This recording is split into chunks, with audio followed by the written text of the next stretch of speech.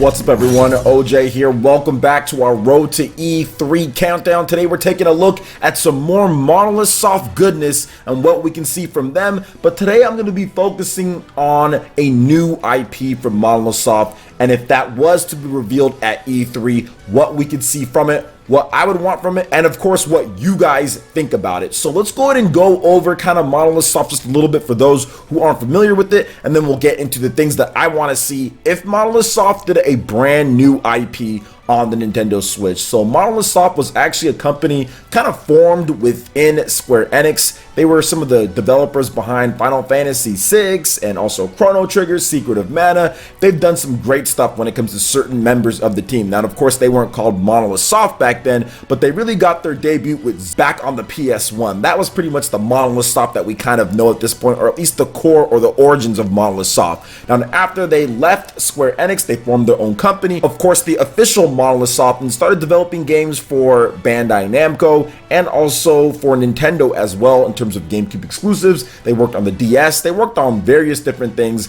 and then Nintendo ended up purchasing them. I think it was the late 2000s Nintendo ended up purchasing them, and then of course the rest is history with Xenoblade and some of the other things that they've done. So let's talk a little bit about a new IP from Monolith Soft, and if we can see that at E3, and of course what I would want from that new IP. So I think it's a very good possibility since it's the 10th anniversary of the original Xenoblade that we see some type of new IP from Monolith Soft, or we see a new lore or way of the Xeno games. Maybe it's called a Xeno something else, right? Not Xenoblade, but Xeno something else, and it shares some type of similarity with some of the previous Xeno games. So I think that is definitely a possibility for this year's E3, and I'm excited to see what Monolith Soft has for us, because you have to remember, Monolith Soft has not made with their A-team a new game in quite some time. Xenoblade Chronicles X was the last time from their A development team. You have to remember, Xenoblade Chronicles 2, that was made by like the tier 2 team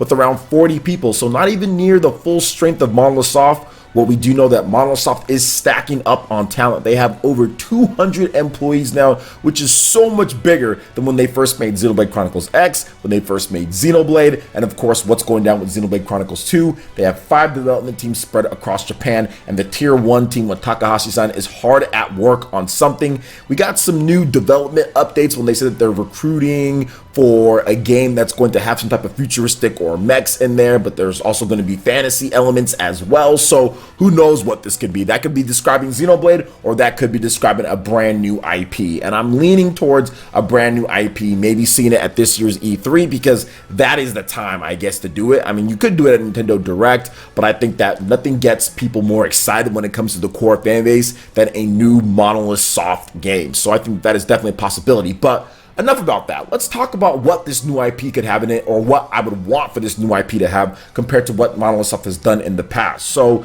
the number one thing for me is a large, seamless open world. Now, I love the structure of Xenoblade Chronicles 2. I think fast traveling is great. I think what they did there is really good for the type of game. But in this new game, I would love it to be a hybrid of Xenoblade Chronicles 2 and Xenoblade Chronicles X. And the one thing about Xenoblade Chronicles X that is so good is the fact that Xenoblade Chronicles X has a seamless open world. When you get into that open world with all of that wildlife and everything that's going on, there's no loading screens. There's never a time to where you have to load anything. You can go from one area to the next area. You can fly across there with your scale. It is just absolutely phenomenal. And if they were able to integrate that seamless open world, how big the open world is in a new IP, I think that would be absolutely phenomenal for a new Xeno something game or a brand new IP. Now, the next thing that I want to see is rare blades or rare weapons, but not rare / legendary core crystals. Now, if there's probably one major criticism of Xenoblade Chronicles 2 that most people can agree with, is that the legendary core crystals and rare core crystal system, while not monetized with microtransactions, is still tedious when it comes down to it, especially when you're trying to collect all of the blades and you're farming legendary core crystals, and every single time you open one, nothing comes out but like common blades and not rare blades. That is just something that I don't want them to do. Now, here's the thing. I don't mind them revisiting this whole rare blade system system or revisiting this whole core crystal thing, but I think that a legendary core crystal should contain a legendary weapon, or a legendary or a rare should contain an actual rare weapon, something that's unique to identify it from something else, not just the same looking blades over and over. And those should be tied to important missions, secret missions, side missions. You should be rewarded for exploring the world with that type of weapon, or filling certain conditions, then collecting that, right? So I think that they can do the whole core crystal thing if they want to integrate that in some way, shape, or form, but just do it in a way to where it's actually rewarding to the player, not just randomly farming one spot, then all of a sudden, oh, here comes a legendary core crystal, it just comes popping out. Oh, by the way, it's just a regular blade that I've gotten 5 million times. So I think that would probably be a great option. I don't hate the concept, I hate the execution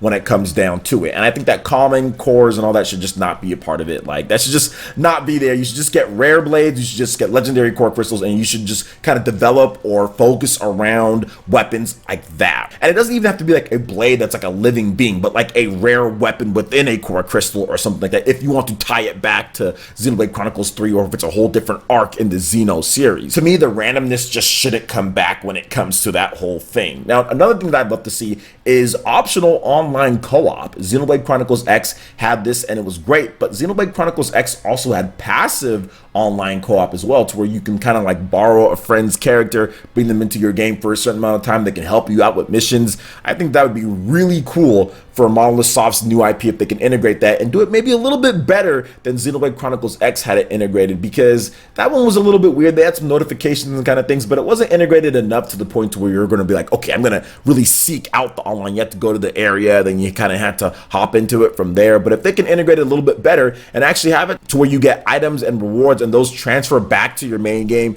that would be really cool if they could. But I do like the passive and online co-op thing that was formed in Xenoblade Chronicles X. I think it was a great system. It was just marred by some of the limitations of the Wii U when it comes to certain things, and just people just being overwhelmed with content in the single player, which is fine. I have no problem with that, just because there's some people who don't want to do online play and all that, and I'm not big on online play myself. I think optional is always good. Heck, even a game like Bayonetta 2 had optional online multiplayer that was actually pretty fun, and I played it every now and then. Now, the next thing that I'd like to see in their new IP would be vehicle transportation, or some form of mechs or something like that, or airship that you can actually control. These are actually one of the things that I love in RPGs, is when a developer says that, hey, we're going to give you some type of control method to go about the world, right? Whether you can like ride in like a Jeep, or you can travel in some type of huge mech, or some type of tank, or something like that, or an airship in this case. That is great. And when you can control it yourself, one of my favorite things about Final Fantasy VI, man, just rolling around in that airship,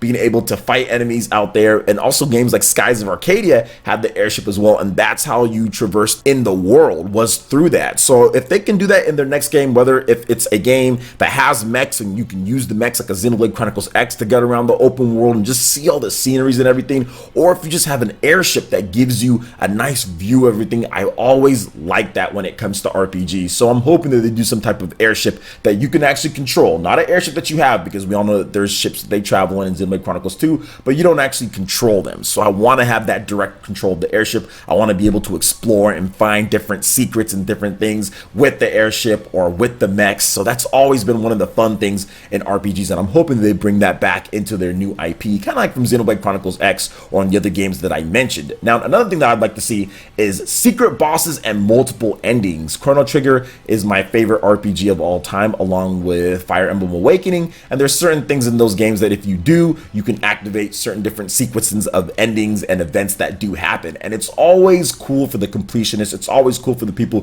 who want to kind of get everything, explore every nook and cranny, to get the nice little bonuses at the end of it. I know like Bravely Default, for example, had some great stuff tucked away there, some secret endings, and fans always love that. That's always a way to kind of get fans to play the game more and not trade it in, is to put in those multiple endings, put in those secret bosses, make sure that people can say, hey, there's like a way to fight these people, and get the fans talking about it, right? After release, obviously you don't market it that way, but they're in there, you know? So I think that that's always a way to really help out with longevity of the game, especially for a single player RPG if they're going to go that route. So I'm hoping that it does have some type of secret bosses, multiple endings that you can go through to where the fans can really kind of dig in after the game has been beaten. Even like post-game content is always really good. End game content, stuff that you can't access until you beat the game, new game plus, stuff like that is always great for a Xenoblade game, but just RPGs and games in general. Even if it's a non-RPG game like Resident Evil, that game always had all sorts of cool secret stuff that you can get, endings and extra modes unlocked after you beat the game. Now, finally,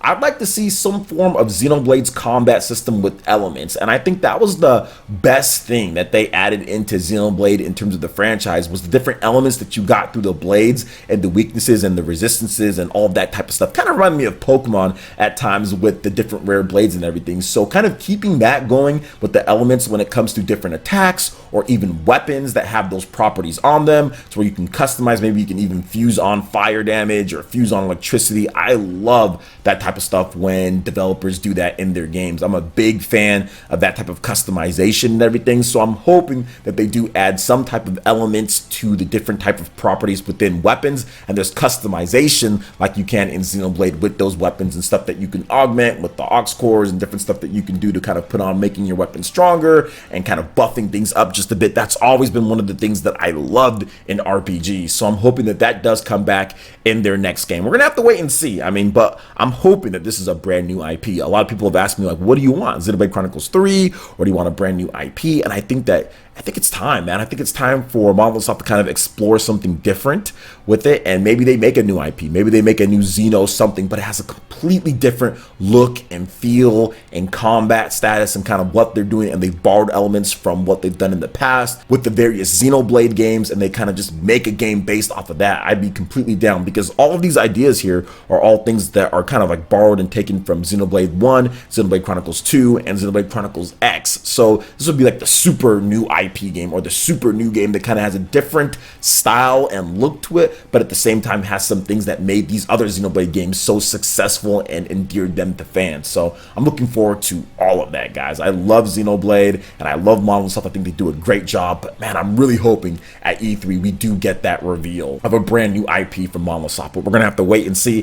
E3 is less than a month away, so I cannot wait for Nintendo's presentation just to see what they reveal, or heck, even like a Nintendo Direct afterwards. E3 is not the be all end all, so maybe at some point we see some type of new IP or what Monolith Soft is working. I know it's going to come more sooner than later. I'm just hoping it's 2019. So what do you guys think about my thoughts here when it comes to what Monolith Soft can do for their brand new IP? And of course, what are your things that you'd like to see for a brand new IP from Monolith Soft? Some gameplay elements, story elements, what would you like? Let me know your thoughts in the comment section below. All right, guys, that wraps it up for this video here. Go and check out the links in the description below. We got Facebook and Twitter. Go ahead and give us a like and a follow on our social media. Hit that like button if you did like this video. Let me know you guys want more content like this going forward in the future. And subscribe to PlayerEssence for this RPG, Japanese, and Nintendo gaming news. Thank you so much for watching, and we'll catch you guys for the next one. Peace.